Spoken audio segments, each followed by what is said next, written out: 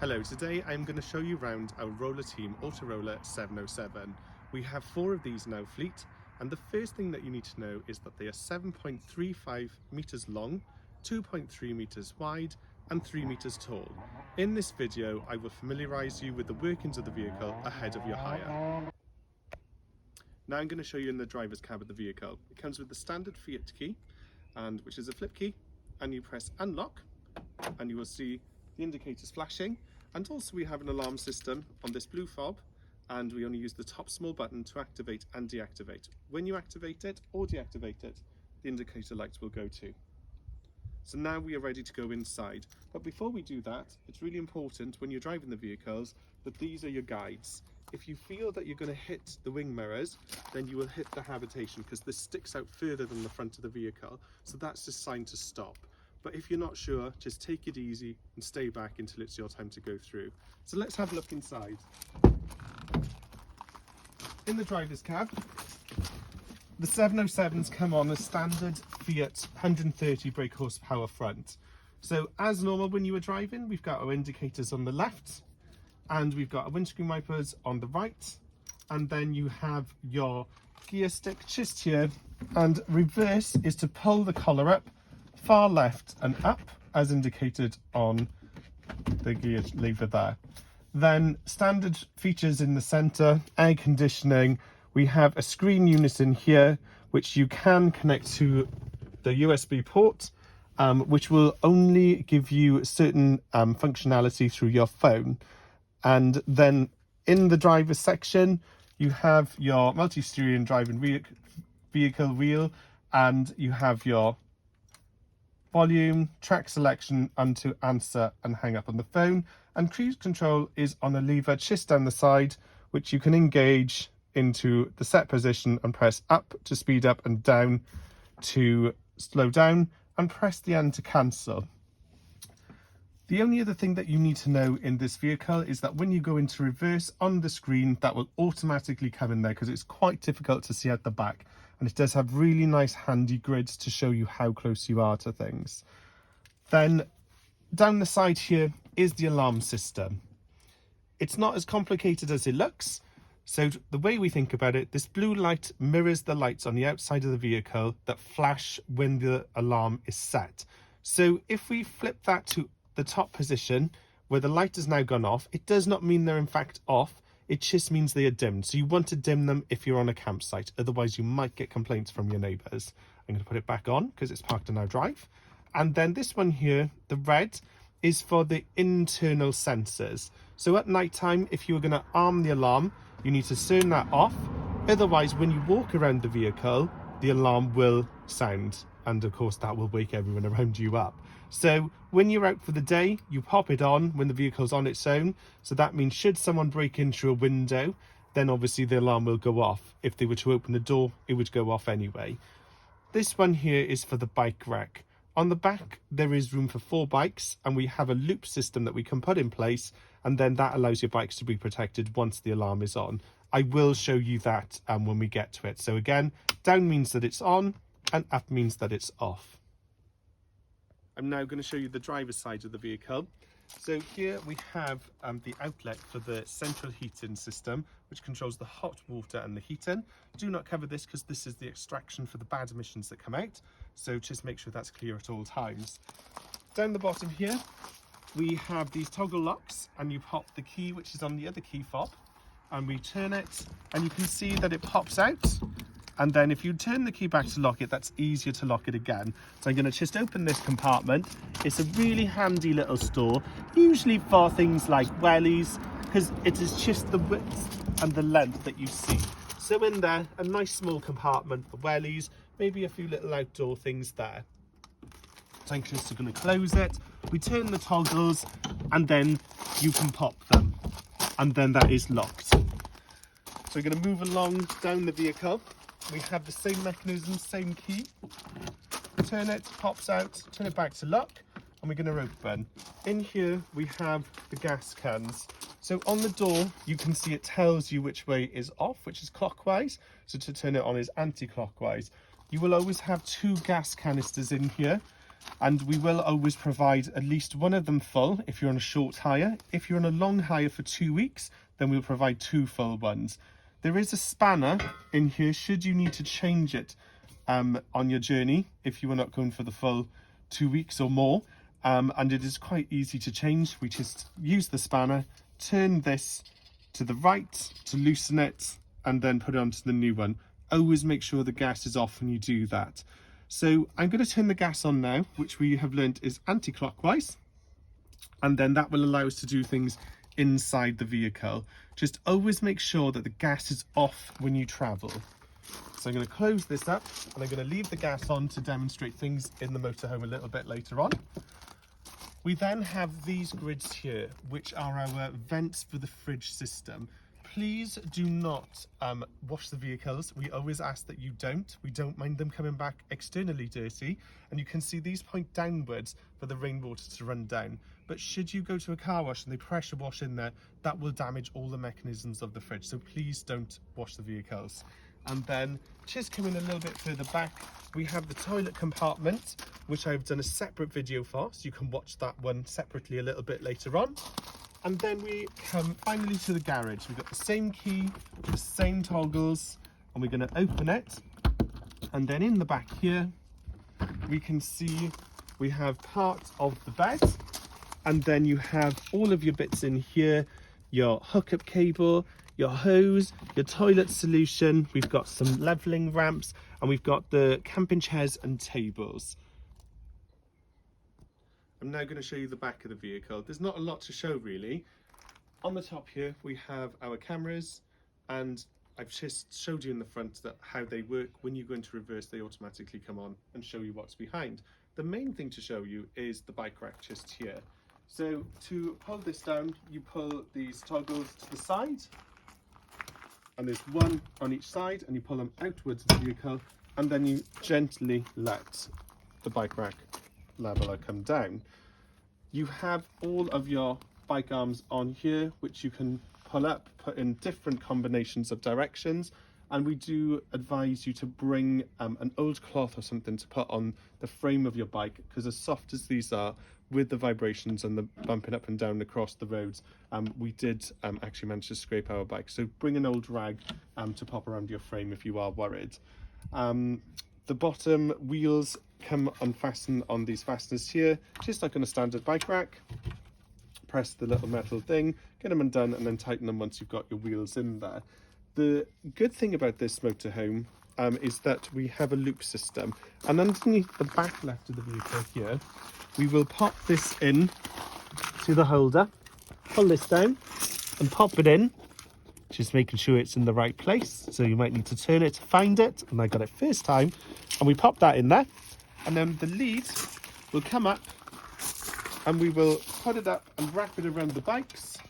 Make sure this is apart, wrap it around, and then pop it together. So that just then means, should somebody tamper with the bikes, pull this apart or cut this wire, when you've activated the loop system on the alarm, then the alarm will go off. So in the middle of the night, if that happens, you'll know it's the bikes. I'm now going to show you the passenger side of the vehicle. We've already done the garage compartment, which I showed you on the other side. It's exactly the same, just the opposite end. Then we have our habitation door, which we will go into shortly. And moving forward, we have this compartment here, and if we open it, we can see this is where we plug the electric hookup, also known as EHU. So on our lead, the side that goes in the motorhome is the one with the flap. You should always put this into the motorhome first and pop it in, and then the receiving side goes into the campsite. So obviously do that once this is plugged in, and then go along and plug that in. When you are finished, unplug the campsite first so there's no electric going through to the wire in the vehicle. Come here and press this little button to the left-hand side, hold down and pull it out. When you are done, pop the lid down and you're ready to travel. The next one that looks the same is for the water. It works off a petrol cap, which is the same key that we've used for the lockers of the vehicle, not the driver's key. You take this off, pop your hose in, which is located in the back, and just think the blue represents the blue hose for fresh water only. Move along to the front of the vehicle. We have our fuel refill in there. This works off the driver's key on a Fiat to get that off, and it is a diesel. And then underneath we have AdBlue. You shouldn't need to do anything with the AdBlue. We fill it before you go, unless you're going to take a long journey to Scotland or say France, then you will probably need to add some. The diesel, it comes full and we ask that it's returned full. And that is it on this vehicle on the outside. Now I'm going to show you inside the motorhome. I'm going to start in the kitchen area. So above, we've got our cupboards. You need to pull down to unlock it. If you don't, it'll just not open. Pull down and lift up. And we have 3 kitchen compartments here. In this far one, we've got fire extinguisher. Fire blanket is down the side of the oven. We've got oven glove just there. Whistling kettle, cafetiere. You've got your different kinds of cups and mugs. And then you've got your cooking equipment for the cooker, along with the utensils that go with it. Underneath in here, we have a really big storage area, which has got different things, plates, Pyrex dishes in there. Underneath in the drawer is where we keep the cutlery and the sharps. And then at the bottom is the grill pan. Then we have the oven and the hob, gas operated. So we're just going to turn one of the burners on, press the ignition, and then it's on. Turn it off, turn it back to the dot. Always make sure you don't put this down when it has been cooking and it is hot, because it will shatter. The oven, same situation. We're going to turn it on, turn it to gas mark, whichever you would like. Press down the clicker to ignite it. And then look through and just make sure that it's lit, which it has. To turn off, just turn it back to where it was, which is the blank, and it pops out. So we've got the rear bunk area. We have the bedding. We have microfiber towels. Please do not mistake those for rags and throw them away. We have had this. And then you've got your pillows. We provide those for you. And then on here is where the ladder will go. We always keep the ladders on the top bunk for this bunks and the overhead beds. And then at the bottom there is some storage for some shoes, which you just lift up, and then there's a nice little place to put your shoes in there. Okay, so now we're going to look into the shower and toilet room. This is a little different to some of our other vehicles, and this is a standard motorhome setup. I'm not going to show you the toilet. There is a separate video for that if you look on our channel. But what we can see, we have a sink, which is part of the shower. So the tap operates for the sink, but it also comes completely out as part of the shower.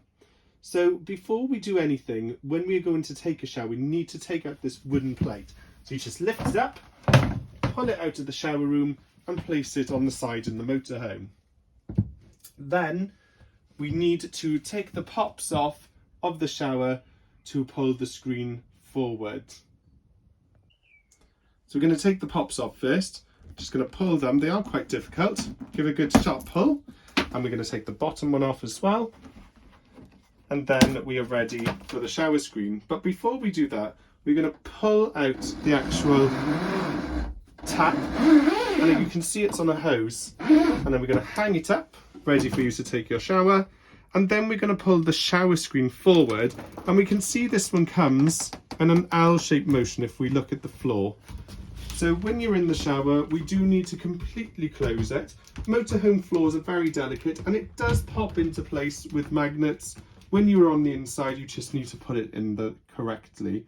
So please make sure that is closed when you're showering, because the motorhome floors are quite delicate, and we just need to keep all the water contained within the base of the shower. So the front end of the vehicle, we've got the main bed. We hold down the button, making sure there's nothing obstructing it, and hold the button down, and it will come down and it will stop where it needs to. Then you can see you will need to get your ladder from the back bunk, pop it on here, and get up for bed. The bedding is located in this cupboard just here, and just like the back, we've got 2 pillows, duvet, and 2 microfiber towels. When you have finished sleeping, it's always advised to put the bedding back in the cupboard, because sometimes you can get condensation depending on the weather. So when we put the bed back up, we hold it again, making sure the bed is free from anything, and the bed needs to go all the way up for when you are driving. If it doesn't, the bed can get damaged and can dislodge when you're out on your trip. So please make sure that is all the way up. You can see there is a small little area for it to breathe, and that will help it during the day. So make sure it's all the way up ready for travel. In the lounge area here, you can see you've got ample seating for many people, and the seat belts are located here, and the buckles are just down the sides. There is one seat belt here and two forward facing. The table in the centre is quite weird and wonderful. So we are going to push it or pull it, whichever way it's sat, and you can see it comes away. Then we're going to fold it over, and then that is your table set up for dinner. Underneath there are 3 hooks, and we just need to pull them down, and that allows you to move the table different ways. So then you can put it into position. So I'm just going to pull them down, and then we can see we can move the table towards you that way, and we can pretty much make it central to seat a family around you ready for dinner. When you have finished using it, close it first, and that stops us getting scrapes on the top, and then you can toggle it back. You can then also turn the table using the bar underneath, and you can change the direction. So if you have little ones like we do, when you're traveling, you might want to have the table in front of them, and you just put these hooks back up to make sure that it doesn't slide forward and injure them when you were traveling. Each vehicle has USB ports, which are located under this chair just down here, and there is a blue LED light on there to help you find them. In the lounge area, we also have some overhead storage, which are empty. They operate just like the ones in the kitchen, and there is nothing in these cupboards. We then have the TV on this wall over here, which works off 12 volt, and it will work on hookup. You can bring some DVDs along, as the aerial in motorhomes are not as reliable as you would like, and it all also depends on where you are. So if you're quite remote, then you possibly won't pick up any channels as much as all the vehicles have free view. The remote control is located in the cupboard just above the television.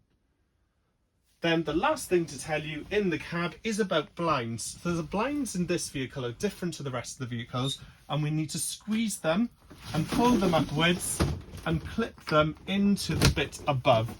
And you can see that they match. So I'm just going to pull it down, and we can see when we pull it down, the fly screen comes as part of it, and that's what you're clicking into when you secure them at the top. And at night time, every window has blinds and the skylights and the one at the front. And you can see the ones above your head, they pull, and you've got this kind of lovely papered ones. And then from the top, we have our fly screen as well. For the cab, we have these here. So the grey side, the fabric faces you, and then on the back they are foiled, so they are thermal. They have suction pads, so there are 3 in here, 1 for the main windscreen and 1 each for the side windows. So you put them on at night, and they are kept behind the driver's seat. Also behind here, you will find the bag with all of the manuals. This also has the loop for the bikes in here too. So I'm just going to pop them back at the store, and that is our Roller Team Auto Roller 707.